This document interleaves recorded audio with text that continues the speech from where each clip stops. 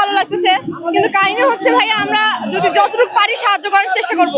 দোয়া ছাড়া আমাদের কোনো মনে করেন যে অ্যাবিলিটি নাই যে আমরা কিছু করে তাদেরকে সাহায্য করতে পারবো না, আমরা কোন সাইড থেকে সাহায্য করতে পারবো। কিন্তু তাদের যে চারপাশে যে কান্ট্রি গুলো আছে তারা কিন্তু তাদের সাহায্য করতে পারে, কিন্তু হাত গুটে বসে আছে।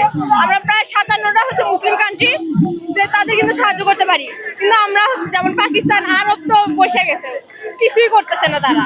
আবার মনে করেন যে শুধু যে মুসলিম জন্য যে তাদের সাহায্য করবো এমন না, মেইন কথা আমরা মানুষ, মানুষের মানুষকে সাহায্য করতে চাই, এটাই। আপনি বাংলাদেশের সরকারের কাছে কি চাইবেন ফিলিস্তিনকে সাহায্যের ব্যাপারে?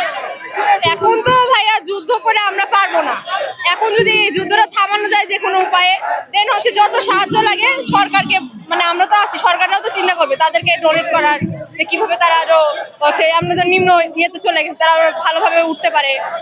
আচ্ছা, ছাত্র হিসেবে স্টুডেন্ট হিসেবে আমাদের কি করণীয় আছে?